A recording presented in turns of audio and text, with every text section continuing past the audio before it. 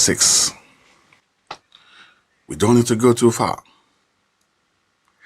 Professor Jega plays INEC on the standard, expecting whoever comes after him to level up and advance INEC to another stage. Unfortunately, Professor Yakubu Mahmood only traded every effort Professor Jega did for a ministerial or ambassadorial appointment. A deal. He got it. Unfortunately, 2026, we are now in the hands of another professor, Professor Joash Ojo Amupitan. Oh, Nigeria. Ordinary local government election. 6 local government election. The entire structure of INEC, what Professor Jega laid down and what Yakubu Muhammad leveled on, everything became a shambles overnight. 2026, our own INEC, Independent National Electoral Commission, could not hold an election successfully and easily.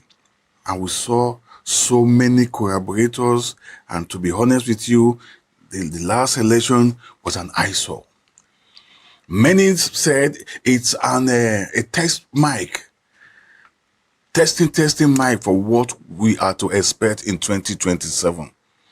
And I tell you the truth, if that's what we are expecting in 2027, I personally feel ashamed for Professor Ojo Amupitan. I feel ashamed for the man. Because I can't understand. I still don't understand as a father. Let us assume you are a dad and your child came home with a result sheet whereby there's the cancellation, marking upon marking, cancel and over cancel, and then he now put a final result. Daddy, I came first. After so many alterations, will you accept that as a professor? Even a mechanic will not accept that report card from his or her child. He will ask question, why is all this marking and cross carpeting and cross counseling and stuff? What is it all about? We saw the handiwork of NEPA as well. NEPA, a whole NEPA, telling the Abuja citizens and Abuja that there won't be light of all days on the day of an election. That is the day they chose to service their equipment and back. You know, now, I wish that, I don't understand. Can they choose another day? Can they choose another day to service this equipment? Why must it be on that same particular day of election? Kudos. Agbe kundusu for you, Nigerian police himself, that are meant to police everybody, to police the whole situation and maintain peace and order, were firing tear gas without no fracas, without no protest, without nobody throwing bottle. What was the purpose of firing the tear gas? So that at least they could cause commotion. The Nigerian police caused commotion through tear gas and then made the way with election results. And yet, INEC and Professor Joash Ojo Amupitan still went ahead to announce a result, having seen all that, live and direct. You see, my problem is not who won the election. I am not particular about whoever wins.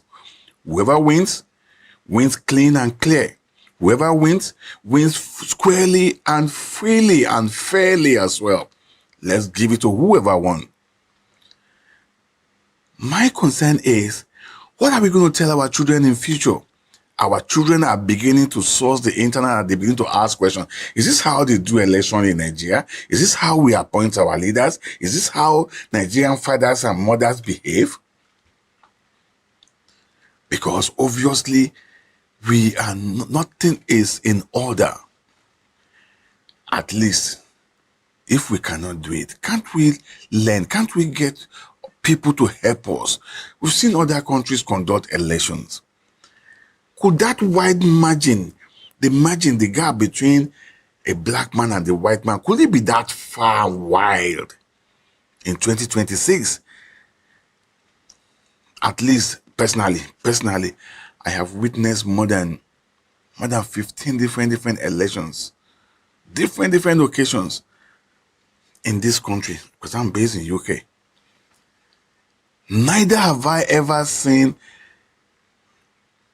one time there was not even a time you see them throw paper or throw tumbler or throw a glass on the floor.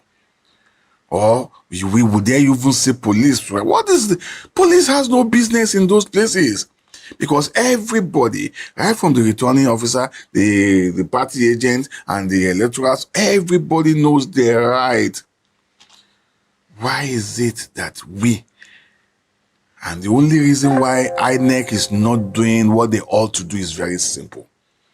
Because INEC, I don't see a reason why you cannot take up a job as an INEC chairman and then demand for freedom. Say, boss, you appointed me to do this job, but then I want a total freedom. I don't want interference in this, my job. It is so shameful. Pictures and videos that came out, 2026, local government election, the governor of FCT, the minister, FCT, governor in charge, telling Nigerians openly, with audacity, go and vote, leave the rest to me. What does that mean? I thought people will say, okay, you vote and just let's leave the rest to God. But we have assumed this God image or God authority in our life because we know we can manipulate result. We can cancel and double cancel the result, and then INEC will still take them on board. That's why the likes of Wike can say, go and vote, leave the rest to me. Is he the INEC chairman? Is he the returning officer? Oh, God. As an FCT minister, he's supposed to be in charge of the whole citizens and in charge as the father to all the parties in that state, both the opposition party and the leading party and the party in government. He's supposed to be the father, not telling them, go and vote and then leave the rest to me. What does that mean? And sadly enough, all because INEC chairman must dance to the tune of whoever appoints him there.